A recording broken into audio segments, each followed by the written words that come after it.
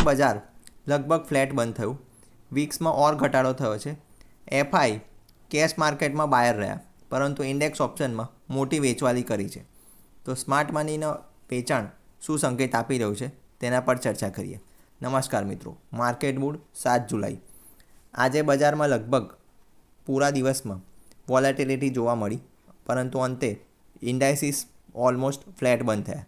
Nifty 31 point ઘટીને 24,398 પર, Sensex 104 point ઘટીને 78,180 પર, ઇન્ડિયા વિક્સ 1.4% ઘટીને 11.65 પર. વિક્સમાં ઘટાડો દર્શાવે છે કે બજારમાં પેનિકનો માહોલ નથી.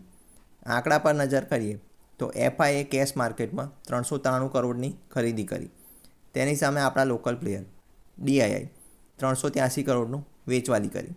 ડેરિવેટિવની વાત કરીએ મિત્રો તો ઇન્ડેક્સ ફ્યુચરમાં 390 કરોડનું બાઇંગ, ઇન્ડેક્સ ઓપ્શન 40,176 કરોડનું તોતિંગ વેચાણ, સ્ટોક ફ્યુચર 1133 કરોડનું બાઇંગ, સ્ટોક ઓપ્શન 154 કરોડનું નાનું બાઇંગ.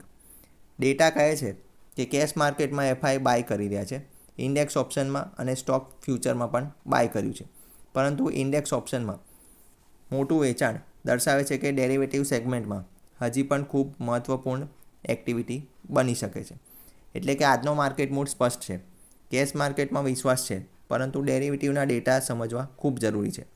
માત્ર ઇન્ડેક્સ જોઈને નહીં, સ્માર્ટ મનીના મૂવમેન્ટ જોઈ આગળની ચાલ તમારે નક્કી કરવી જોઈએ જો તમે ટ્રેડર હો તો. બજારમાં માત્ર સફળતા ભાવ જોવાથી નથી મળતી. સફળતા ત્યારે મળે છે જ્યારે તમે આંકડા પાછળનો સંદેશ સમજવાની કળા હોય. તો આજનો દિવસ એ છે કે ગ્રીન સિગ્નલ સંપૂર્ણ રીતે બુલિશ નથી હોતું અને ફ્લેટ માર્કેટ દર સમયે નબળું નથી હોતું. આગામી સમયમાં બજારની ચાલ ઇન્ડેક્સ ઓપ્શનના અને ફ્યુચરના ડેટા શું કહે છે તેના પર નિર્ભર રહેશે. તમારે પણ જો લોંગ ટર્મ વેલ્થ ક્રિએશન વાયા મ્યુચ્યુઅલ ફંડ કરવું હોય તો તમે અમને અંગતમાં સંપર્ક કરી શકો છો. હાલમાં તમારા ચાલતા મ્યુચ્યુઅલ ફંડના પોર્ટફોલિયોને પ્રોફેશનલ વાઇઝ રિવ્યૂ કરવું હોય તો તેના માટે તમે અમને અંગતમાં સંપર્ક કરો. વધુ માહિતી માટે પેજ પર બન્યા રહો. ફરી મળીએ આપણે નવા ડેટા, નવા સંકેતો અને બજારના સાચા મૂડ સાથે. જય હિન્દ, વંદે માતરમ.